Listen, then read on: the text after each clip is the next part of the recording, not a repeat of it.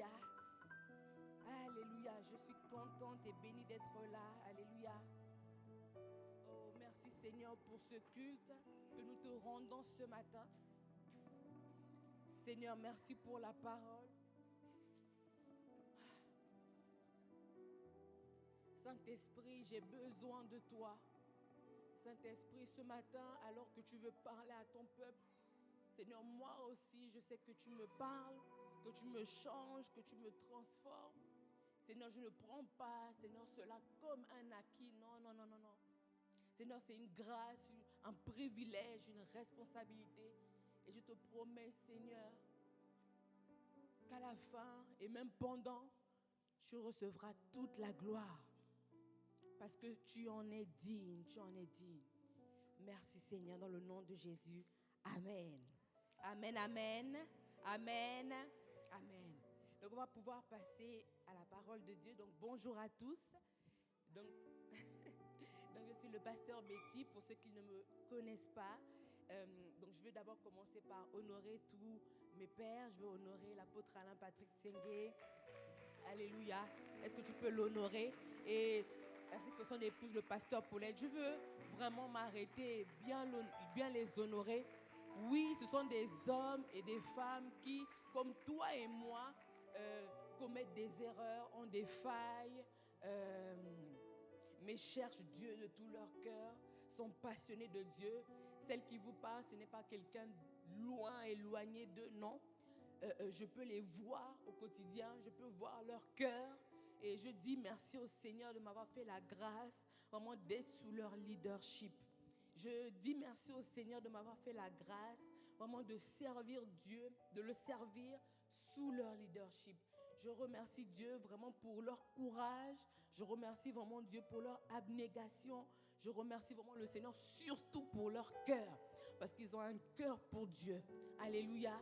Je veux honorer le Seigneur aussi pour le pasteur Yvon. Alléluia, notre pasteur de zone qui est du côté de Saint-Étienne. Alléluia. Un homme de Dieu passionné aussi. Un homme de Dieu vraiment qui aime Dieu de tout son cœur, vraiment qui est déterminé à voir le règne de Dieu s'établir dans sa propre vie, mais dans la vie de toutes les personnes que Dieu lui a confiées, et même dans cette région. Je bénis le Seigneur pour le pasteur Tina, une femme de foi, alléluia, qui me challenge par son amour pour Dieu, sa foi, son côté vrai, authentique avec Dieu, alléluia. Merci Seigneur, nous sommes vraiment bénis de les avoir. Je bénis le Seigneur pour le pasteur Héloïse qui n'est pas encore là. Alléluia, une grande sœur pour moi. Alléluia, vraiment qui me challenge, qui me booste aussi. Je veux bénir le Seigneur aussi pour le pasteur Saga, mon époux qui n'est pas là, mais qui me permet de pouvoir exercer le ministère. Amen, amen. Vraiment sans problème, ce matin avant de venir, je dis chouchou, vraiment, prie pour moi. Il a prié pour moi. Je dis oui, c'est ça. Je dis vraiment merci à Dieu pour sa vie. Et je veux, avant de commencer ce culte, vraiment vous honorer aussi. Alléluia. Est-ce que tu peux vraiment... Est-ce que tu peux bien t'acclamer? Est-ce que tu peux réaliser que tu es la prunelle de Dieu, des yeux de Dieu? Est-ce que tu peux réaliser que tu es aimé de Dieu? Alléluia. Qu'il t'aime d'un amour éternel, inconditionnel. Alléluia. Je veux aussi ce matin honorer les parents de notre papa, de notre frère Aristide. Papa Aristide et maman, est-ce que vous pouvez vous tenir debout? Alléluia, on veut les honorer. Alléluia. Alléluia, merci d'être là, papa et maman. Merci vraiment de nous confier. Merci de nous confier Aristide. Merci d'être là, mon petit. Merci de nous l'avoir confié. Vraiment, il est en de bonnes mains. Je peux vous rassurer. En tout cas, moi-même, j'y veille. Amen. Merci pour tout et merci d'être là ce matin. Je veux aussi honorer la maman de notre sœur. Vraiment, maman, est-ce que tu peux te lever? Alléluia. Qui est là pour le mariage qui aura lieu la semaine prochaine. Merci, maman, d'être là ce matin, de faire le culte avec nous. Et merci pour ta fille aussi que tu nous as confiée. Merci beaucoup. Bon, on va pouvoir commencer le culte. Alléluia. Ce matin, donc, vous savez, le thème de notre mois, non, pas commencer le culte, commencer le message. Le thème de notre mois, c'est « Nous sommes propulsés par la foi ». Et le thème de mon exhortation ce matin, c'est « Quelques vérités sur la foi ». Je ne veux pas beaucoup tergiverser. le Seigneur aussi a mis des paroles sur mon cœur qui n'ont pas forcément lien avec le thème, mais on va couler et je crois que le Saint-Esprit va tous nous parler. Amen. Donc, quelques vérités sur la foi.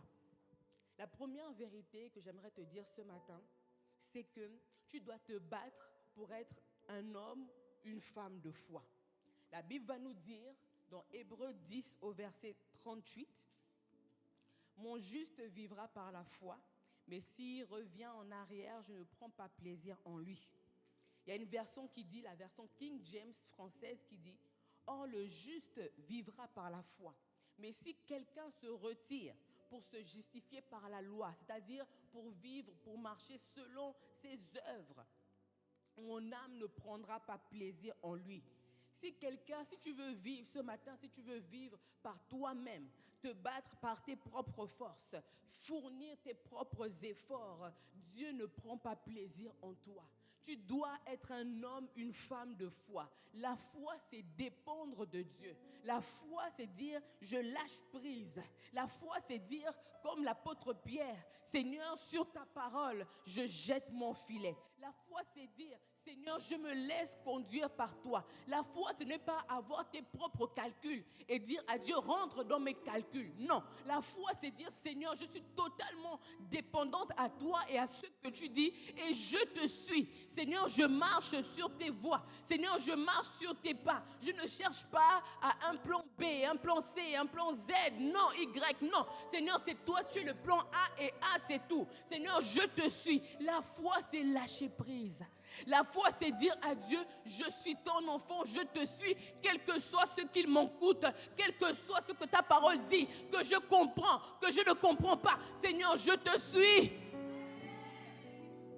La foi, c'est dépendre de Dieu. Que tu le comprennes ou non. Dieu n'a pas besoin de tout expliquer. Il est Dieu, il est souverain. Suis-le simplement. C'est toi qui as tout à gagner. J'ai l'habitude de dire aux gens, en toi et Dieu, c'est qui le boss? C'est lui Dieu. C'est lui Dieu. Ce que tu connais de lui aujourd'hui n'est même pas, ne représente, j'ai l'habitude de dire au Saint-Esprit, ce que je connais de toi ne représente même pas le 1/10, peut-être même le 1 millionième de tout ce que je dois encore découvrir de toi. Seigneur, je veux encore plus de toi. Seigneur, je veux encore te connaître. C'est lui le boss, suis-le. Demande-lui la direction à suivre. Moi, je parle avec beaucoup de jeunes et il y en a qui me disent, mais passe, je suis découragée parce que Dieu ne me parle pas. Mais tu es sa brebis ou non? Ma Bible me dit que mes brebis entendent ma voix et elles me suivent. Oui, des fois, parfois, Dieu peut être dans le silence. Mais comme on a l'habitude de l'entendre, son silence ne signifie pas qu'il ne fait rien ou qu'il ne dit rien. Toi, reste tranquille, reste à ton poste, reste dans ce que Dieu te demande de faire. Si aujourd'hui, pour le moment, peut-être tu n'as pas la direction, ce que tu faisais avant et que tu sais qui est bon, qui plaît à Dieu, continue de le faire jusqu'à ce que Dieu te donne une réponse précise. Mais ne te décourage pas. Ne fais pas, non, moi je ne prie plus. Moi je ne médite plus. Moi, non, hey. C'est quoi ça? On ne fait pas ça. On ne fait pas ça. C'est nous qui sommes dépendants de lui. C'est nous qui avons besoin de lui. J'aime me répéter à moi-même et même dire aux gens, hey, Dieu est sur son trône là-bas. Il est, même s'il vit en nous, mais il est son trône, il est Dieu, il est roi, il n'a plus rien à prouver. C'est toi qui le recherches, c'est toi qui as besoin de sa direction, c'est toi qui as besoin de son impact, c'est toi qui as besoin de son toucher, c'est toi qui as besoin qu'il te montre le chemin à suivre.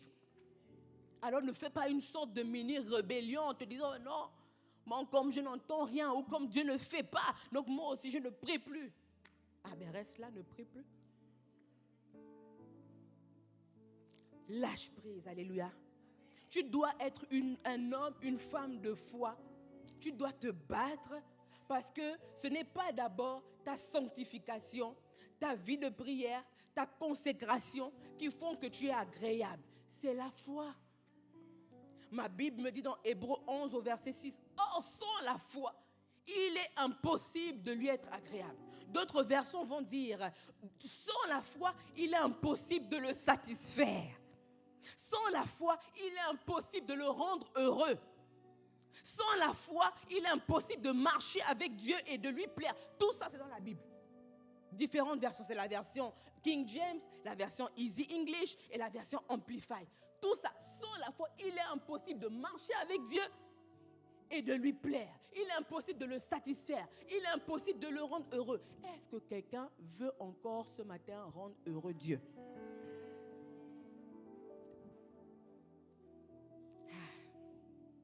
Chaque semaine, peut-être même plus, chaque mois, mais un mois ne doit pas passer, comme dit l'apôtre Alain Patrick, sans que la foi ne soit dans ton régime alimentaire spirituel.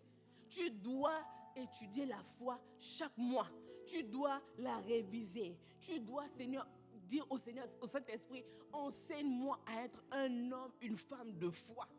Enseigne-moi, Seigneur, à te plaire. La Bible va dire dans 2 Pierre 1 au verset 5, faites tous vos efforts pour ajouter à votre foi tout le reste. L'amour, la communion fraternelle, la connaissance, etc. Mais faites tous vos efforts pour ajouter à votre foi. C'est la base de tout. C'est la base de tout. Tu dois te battre pour être un homme, une femme de foi, car sans la foi, tu n'as pas la faveur de Dieu. Nous tous ici, nous recherchons la faveur, oui, il n'y a pas de problème. La faveur de Dieu, voire même la faveur des hommes, pourquoi pas, c'est pas mauvais. Mais ma Bible me dit dans Hébreux 10 au verset 38, en version parole vivante, celui qui est juste à mes yeux et qui me restera fidèle accédera à la vie par la foi, mais s'il quitte ce chemin pour revenir en arrière, c'est-à-dire s'il quitte le chemin de la foi, je ne lui accorderai pas ma faveur. Si tu quittes le chemin de la foi, il ne t'accordera pas sa faveur. Tu auras beau prier, jeûner, faire les katas. Si tu n'es pas un homme de foi, une femme de foi, c'est-à-dire un homme, une femme qui dépend de lui totalement, entièrement, tu n'as pas la faveur de Dieu. Tu vas tout faire. Rien, zéro caution. Oui, et beaucoup, pendant que j'écrivais ce message, le Saint-Esprit me disait que mais beaucoup, on a parfois des vies ternes. On est pourtant chrétien. On a accepté le Seigneur, rempli du Saint-Esprit, baptisé par immersion. On a des vies ternes, sans saveur, pas du tout remplies de la gloire de Dieu, parce qu'il nous manque la foi. Dieu veut que nous vivions une vie d'exploit. Moi, j'ai l'habitude de dire au Saint-Esprit, je veux que, Seigneur, chaque jour de ma vie, que j'ai des témoignages à la gloire de ton nom. Chaque jour et dans tous les domaines de ma vie, c'est possible. Pourquoi on a ces vies-là et puis on se contente de ces vies-là? Non, ce n'est pas la volonté parfaite de Dieu pour chacun de nous. Dieu veut que tu aies une vie palpitante avec lui, une vie remplie de témoignages, une vie débordante, une vie qui est remplie de témoignages, une vie remplie de reconnaissance à cause de tout ce que Dieu fait. Dieu agit et puis tu dis merci. Après, il agit encore et puis tu dis merci. Après, il agit encore. Tous les jours. Tous les jours. Mais pourquoi on a ces vies-là? Pourquoi? Jésus lui-même était un homme de foi. Notre modèle par excellence, notre grand frère. Et si tu dis que tu es son disciple, où est ta vie de foi? Oh, ma Bible me dit que tout disciple accompli est comme son maître. Est-ce que donc tu es vraiment son disciple? Est-ce que tu es vraiment son disciple? Et Seigneur, fais-nous grâce. Cette semaine, j'étais là, je parlais avec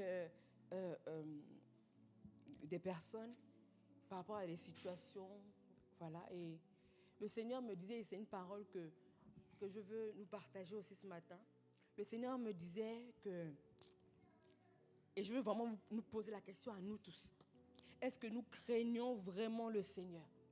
Est-ce que nous l'aimons vraiment? Beaucoup parmi nous vivent leur vie, qui pourtant disent qu'ils ont donné au Seigneur. Mais beaucoup vivent leur vie comme ils veulent, comme ils l'entendent. nous ne nous battons plus pour appliquer, pour vivre Christ, pour appliquer, pour vivre les principes de Dieu, consciemment ou non. Nous crachons même sur Dieu par notre vie parfois. Parfois même par nos vies. L'Église, grand E, le corps de Christ et même le royaume, même Dieu lui-même, devient la risée du monde. Et le Saint-Esprit me dit, est-ce qu'on le craint encore vraiment? Est-ce que tu le crains encore vraiment? Tu vis ta vie comme tu veux, oubliant Dieu, parfois même livrant pour... C'est pas tout le monde, hein, mais c'est des paroles qui montaient dans mon cœur. Parfois même livrant, comme la Bible dit, tes membres comme des instruments d'iniquité, parlant à tort et à travers, oubliant que ta bouche est la bouche de Dieu, oubliant que tes mains sont les mains de Dieu, oubliant que ton corps est la maison de Dieu et qu'il est saint, et que tu ne peux pas le transporter partout où tu veux, et que tu ne peux pas dire ce que tu veux à tort et à travers, et que tu ne peux pas juste agir comme tu veux, non. Est-ce qu'on craint encore vraiment le Seigneur? Et le Saint-Esprit me rappelle ce passage que l'on connaît tous, Proverbe 9 au verset 10 qui dit la crainte de l'Éternel est le commencement de la sagesse et connaître Dieu c'est l'intelligence. Si tu ne crains pas Dieu, alors, excuse-moi du terme, je vous demande déjà pardon. Si tu ne crains pas Dieu, tu n'es pas loin de la folie. Parce que le contraire de la sagesse, c'est la folie ou la stupidité. Donc parfois, tu vas vivre, faire des actions, commettre des actes, et tu vois juste les conséquences, tu te demandes, mais c'est quoi tout ça? La crainte de Dieu n'est plus là. Et quand je dis crainte de Dieu, je parle, le Saint-Esprit me dit, il me parle d'une révérence profonde. Une révérence profonde, un respect profond. Où tu sens que, ah non, ça là, je ne peux pas dire ça. Ah non, ça, je ne peux pas parler comme ça. Ah non, parce que Dieu est là. Et c'est sa présence qui compte. Ce n'est pas comment je peux me faire voir des gens. Non, c'est sa présence qui compte. C'est sa présence qui compte. S'il vous plaît, ça fait un moment déjà. Et je pense que peut-être même, moi personnellement, mon message en général, c'est les fondamentaux, les bases. Le Bastinat nous en parle depuis un moment maintenant. Et moi, le Saint-Esprit me remet beaucoup. La crainte de Dieu, l'amour pour sa parole, l'amour pour lui, Dieu, l'amour pour le Saint-Esprit. Considérer qu'il est là. Il n'est pas là que pour te donner des faveurs, pour t'ouvrir des portes, t'accorder des grâces. Non, il est là parce que comme la Bible dit, si tu te sanctifies, tu dois te sanctifier davantage. Si tu te consacres, tu dois te consacrer davantage. Il est là pour t'aider dans cette œuvre. Il est là pour t'aider dans cette démarche. Si tu as conscience de lui, la sanctification, la consécration, toutes ces choses-là, il va te tenir par la main, t'aider. Mais il faut que tu aies conscience de Dieu avec toi tout le temps. Craignons Dieu.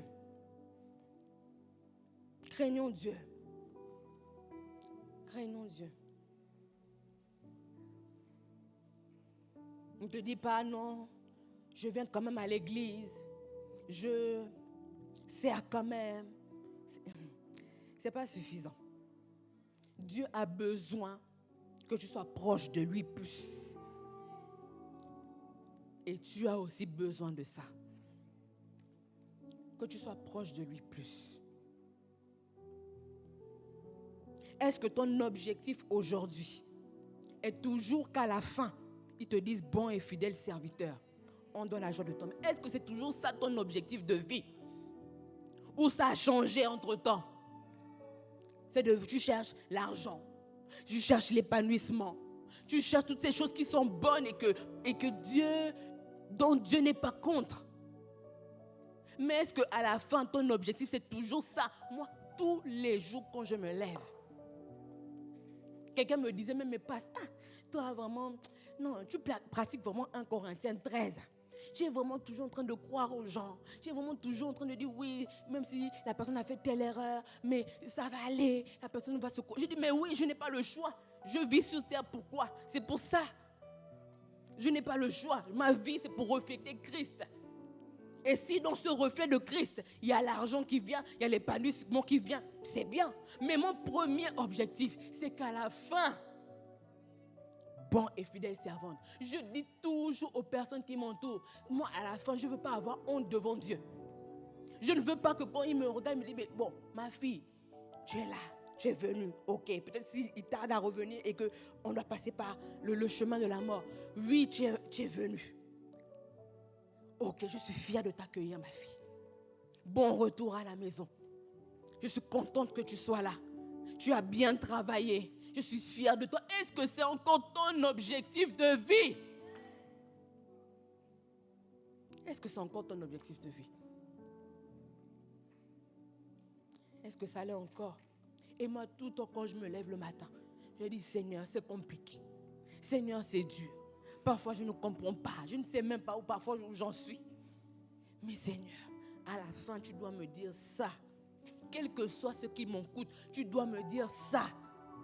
Quels que soient les sacrifices, quel que soit quoi, quels que soient les pleurs, comme dit l'apôtre Alain Patrick, même en rampant, c'est-à-dire même, je ne sais pas, même en rampant, on doit seulement tous arriver là-bas, devant le trône de Dieu. Est-ce que c'est toujours ton objectif de vie? Ah, moi, ça a l'air.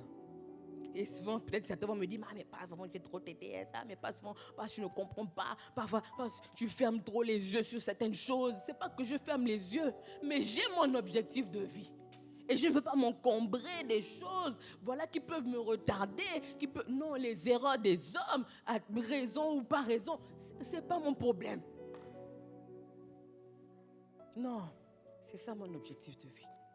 Donc, s'il vous plaît, revenons totalement, chacun de nous, à la crainte de Dieu. Une profonde révérence, un profond amour, un profond respect de Dieu avec nous. Alléluia.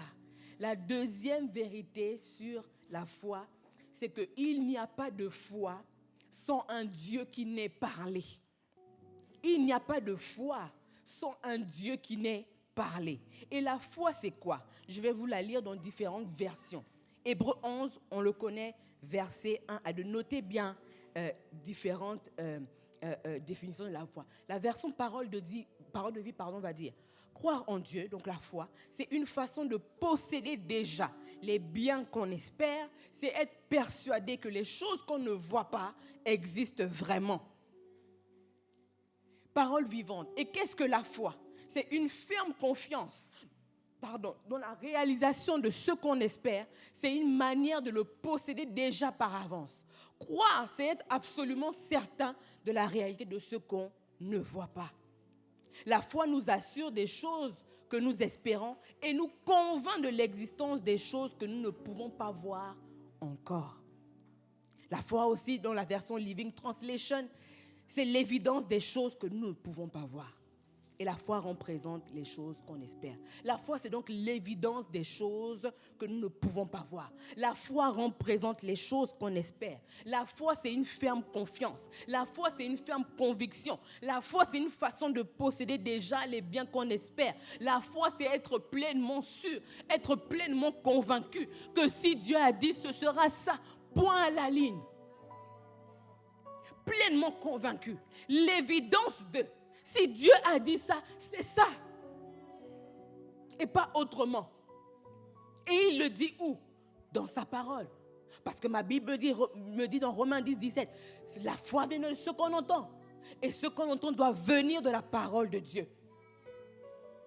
Quel que soit ce que tu veux voir s'accomplir dans ta vie, tout est dans la parole. Tout est dans la parole. Est-ce que tu peux dire à ton voisin, tout est dans la parole de Dieu? Tout est dans, dis à notre voisin, tout est dans la parole de Dieu. Parole logos ou parole logos, donc la Bible, parole écrite, ou parole réma, la parole parlée de Dieu, la parole révélée.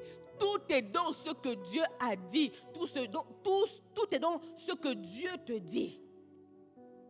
Et tous ceux qui me connaissent, tous les membres de mon réseau, je pense que je leur disais encore dernièrement que si aujourd'hui je dois mourir, je pense qu'une chose que vous retiendrez de moi, c'est de lire la Bible. Parce qu'aujourd'hui, dans ces temps qui sont les temps de la fin, le diable fait tout pour nous détourner de la parole. Tout. Raison légitime, raison pas légitime. Le diable fait tout pour qu'on n'ait pas de temps pour lire la Bible. Or, dans la Bible, il y a la réponse à tout ce que tu veux. Dans la parole de Dieu, la Bible, là, ce n'est pas un livre simple. Permettez-moi. Ma Bible me dit, elle dit elle-même qu'elle est vivante, efficace, puissante. Lis-la, aime-la, aime la parole de Dieu, chéris-la, parle-la tout le temps, médite-la, aime la Bible, aime la Bible, aime la Bible, aime la Bible, aime la Bible. Oh! Aime la Bible. Si la foi vient de ce qu'on entend, mais toi tu n'entends pas, ou autrement dit tu ne lis pas, mais ta foi va venir d'où? Ta foi va venir d'où? Prends le temps pour la parole. Il n'y a pas de foi sans la parole de Dieu. Il n'y a pas de foi sans la parole. Et beaucoup dans notre temps, là, on est tellement une génération fast-food. Non, certains vont me dire, mais pasteur, peut-être je ne lis pas la Bible, mais moi, j'écoute les prédications. Arrêtez-moi ça. Ça, là, c'est les compromis. Je ne dis pas que ce n'est pas bien, mais lis ta Bible. Au début, avec nos pères de l'église primitive, il n'y avait pas les prédications. La parole.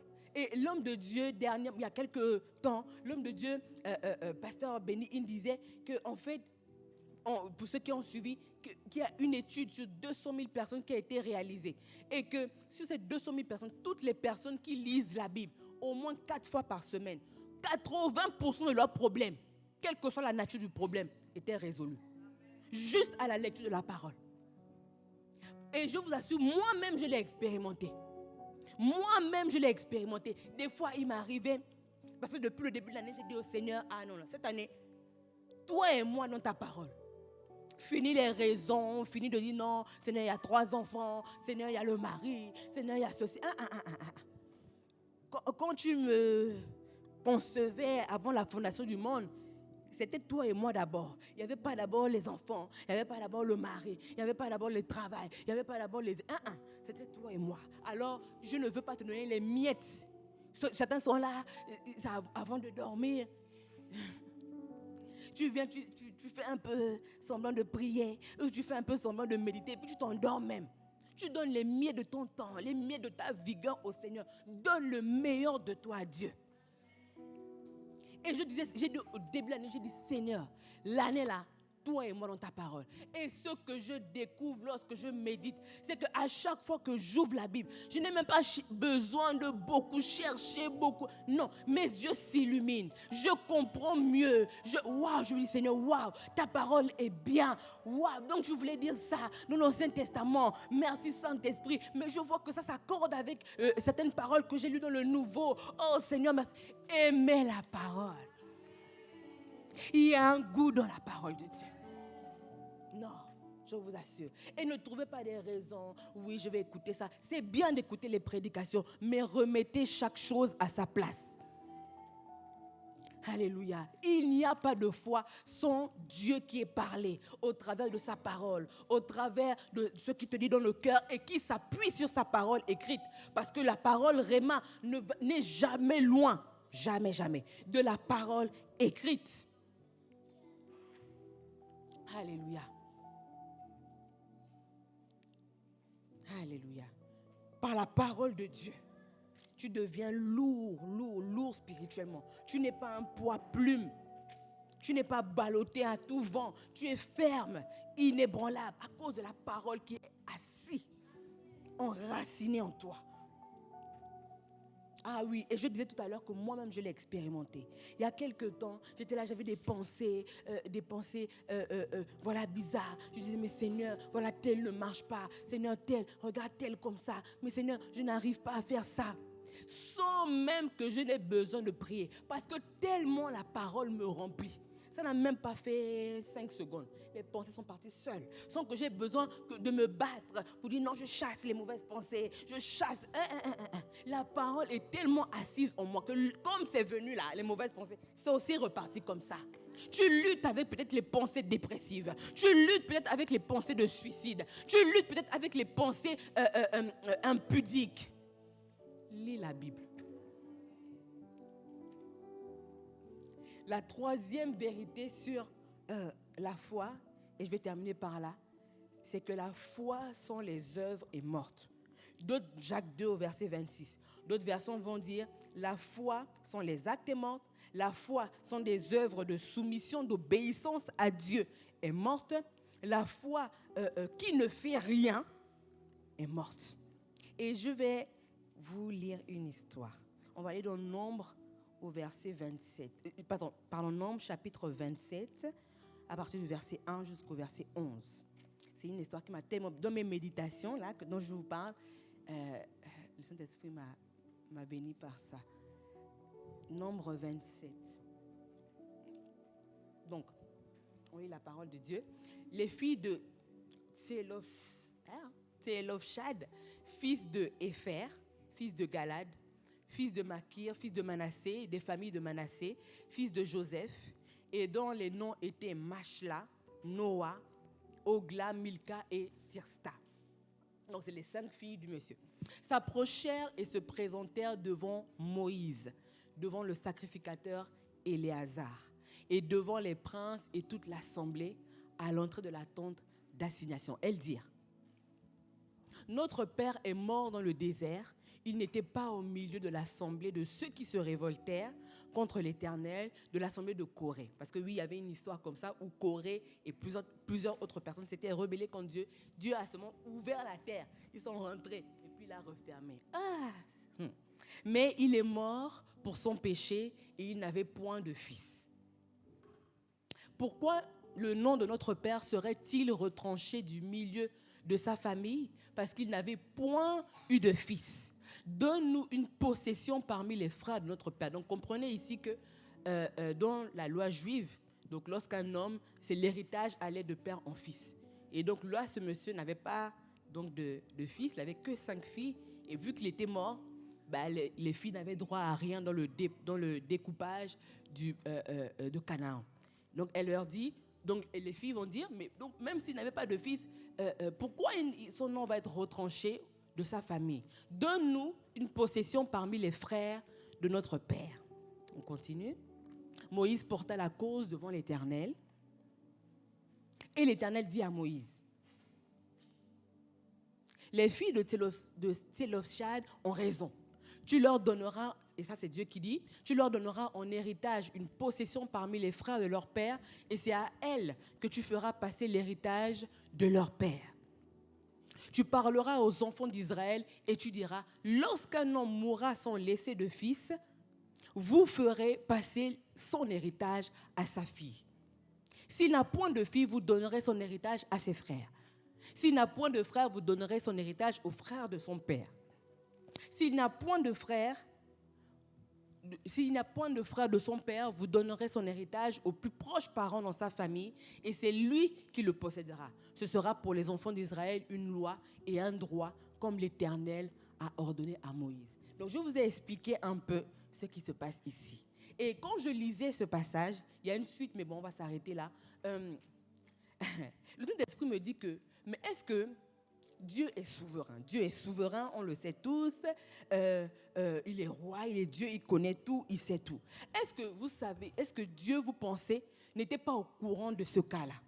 Dieu savait qu'il y avait un cas, où il y avait peut-être plusieurs cas, dont Israël, d'hommes qui n'avaient pas eu de fils, que des filles, et donc qui n'avaient potentiellement pas d'héritage. Mais Dieu n'a rien fait, Dieu n'a rien dit. Et Dieu peut cacher certaines grâces, certaines bénédictions de manière intentionnelle afin que nous allions les chercher. Dieu peut cacher certaines grâces, certaines bénédictions de manière intentionnelle afin que nous allions les chercher par la foi. Dis Amen. Amen. Dieu nous montre aussi que lorsque nous parlons, parce que la foi parle, la foi agit, la foi pose des actions, la foi se met en mouvement. Lorsque nous parlons, lorsque nous réclamons ce qui n'existait pas pour nous, et dont nous avons droit, nous allons l'acquérir. Dieu va créer spécialement un chemin pour nous afin que nous puissions acquérir ces choses. Et quand j'écrivais cela, l'Esprit me dit que parfois il peut permettre que tu sois victime. Oui, j'ai mis ça comme ça. Parfois Dieu peut permettre que tu sois victime, que tu sois victime, que tu n'aies pas certains droits, que tu n'aies pas certaines bénédictions, que tu n'aies pas certaines faveurs, certains avantages. Pour que toi, tu ailles les chercher et qu'ensuite, à cause de toi, il ouvre cette porte-là et que cela bénéficie non seulement à toi, mais ensuite aux autres générations. Parce que quand on voit ici, Dieu a répondu, les filles ont raison. Mais est-ce que Dieu ne savait pas ça d'avant? Mais il a fallu que les filles viennent parler, viennent dire, mais il y a ça, Moïse, il y a ça, cette situation-là, qu'est-ce qu'on va faire maintenant? Et Moïse va parler au Seigneur, et Dieu dit que maintenant, à partir d'aujourd'hui, il y a cette loi-là qui sort maintenant en Israël. Ce décret-là maintenant sort en Israël. À partir d'aujourd'hui, toute personne, tout homme qui n'a pas eu de fils, mais qui a eu des filles, elles peuvent désormais posséder l'héritage de leur père. Si elles ne sont pas là, voici les frères qui peuvent, ou les cousins, etc., etc. Mais parce qu'elles ont parlé, parce qu'elles se sont mises en mouvement, parce qu'elles ont réclamé. Oui, donc des fois, tu peux passer par des situations compliquées. Parfois, tu peux passer par des situations difficiles.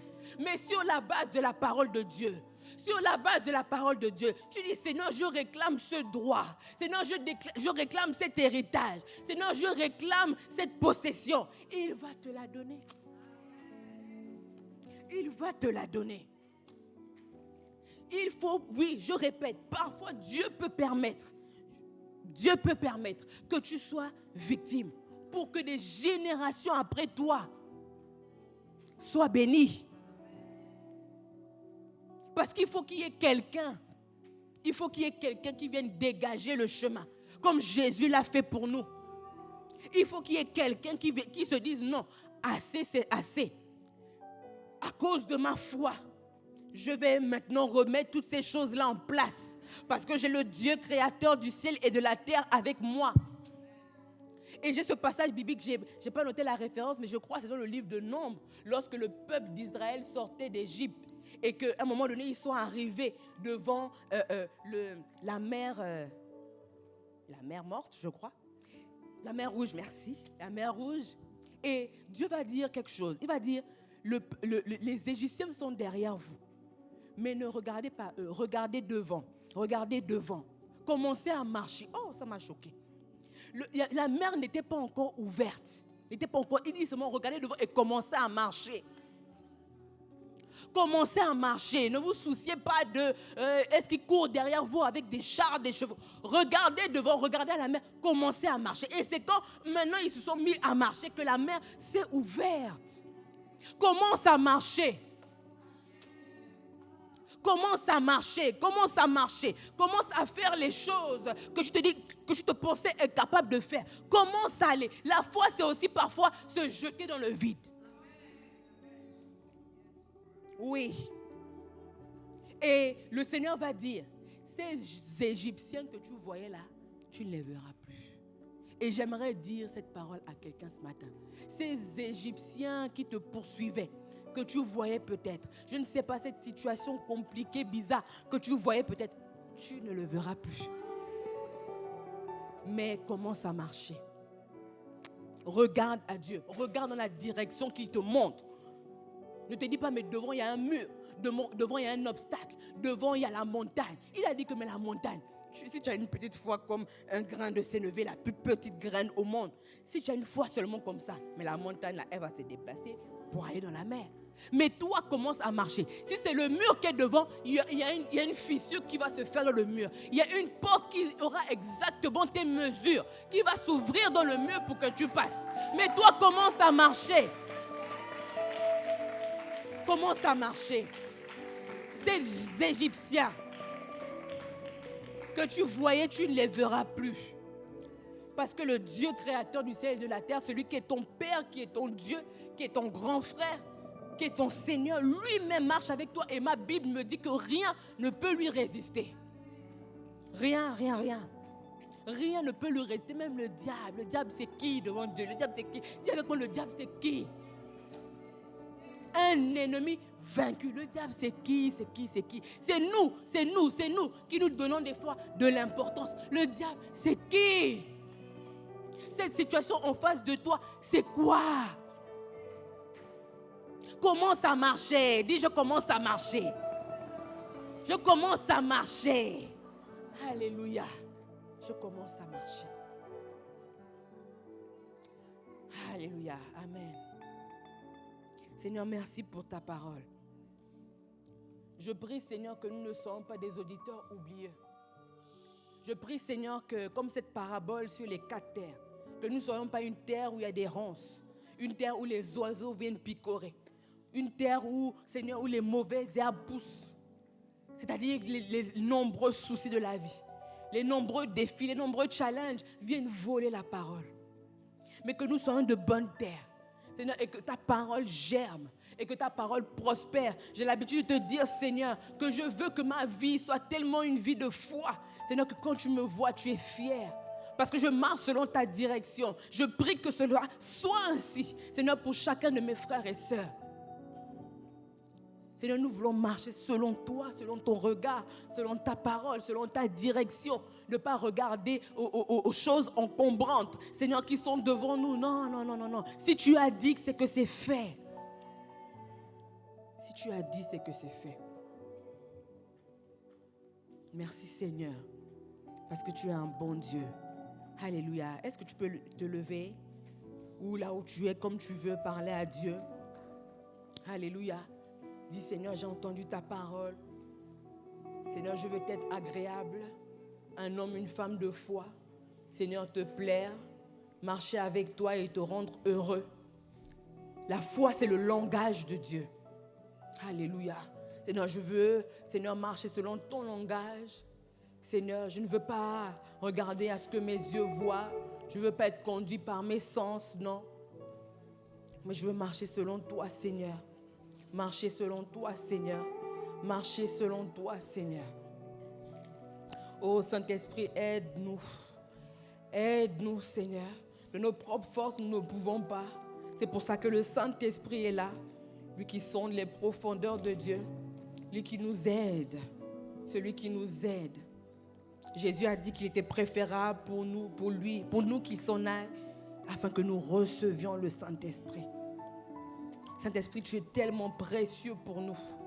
Tellement précieux pour nous. Nous t'aimons, Seigneur. Et nous voulons te rendre toute la gloire ce matin. Je prie, Seigneur, pour chacun de mes frères et sœurs. Aide-nous à être des hommes et des femmes qui te craignent. Des hommes et des femmes qui te craignent. Et te craindre, c'est aussi marcher dans la foi. Oh, merci, Seigneur. Dans le nom de Jésus. Alléluia. Amen. Amen. Est-ce que tu peux acclamer le Seigneur?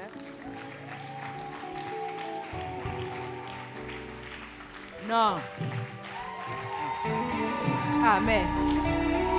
Amen. Amen. Amen. Amen.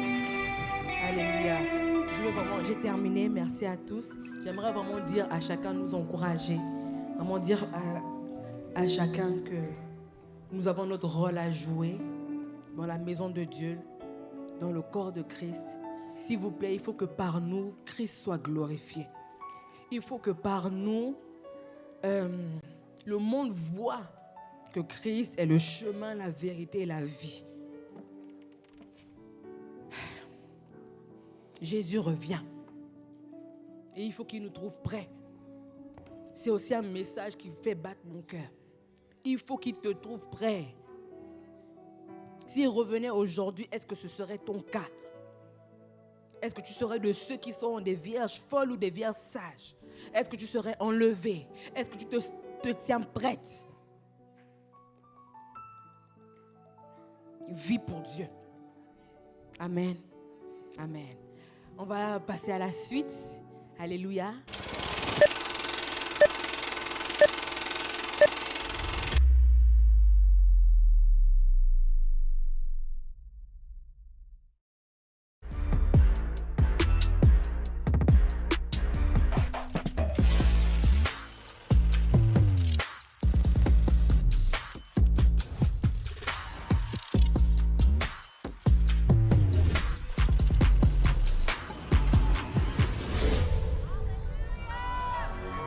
Le culte est terminé, mais tu retrouveras chacun de nos replays sur la page YouTube ACER Lyon.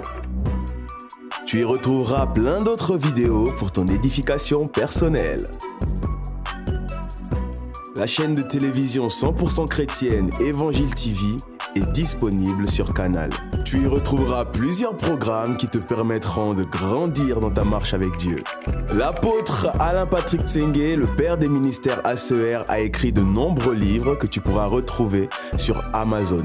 En effet, ces derniers couvrent une multitude de sujets, allant de l'écoute de la voix de Dieu à la préparation pour un mariage réussi.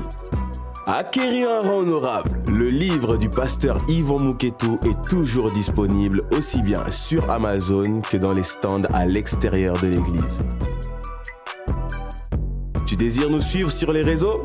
T'inquiète pas, l'église ACER Lyon est disponible aussi bien sur Facebook, sur Instagram que sur TikTok. Nos pasteurs sont également disponibles sur tous les réseaux sous les pseudos Pasteur Yvon Mouketou et Mouketou Tina. Ça fait un petit moment que tu es à l'ACER et que tu n'as pas encore de GR? T'inquiète pas, il te suffit de te rapprocher d'un responsable ou de la personne qui t'a invité pour pouvoir intégrer un groupe de maison. La propreté est essentielle dans la maison de Dieu, alors assure-toi de ne laisser aucun déchet derrière toi. Merci d'avoir fait le culte avec nous. Que le Seigneur vous bénisse. Bon dimanche.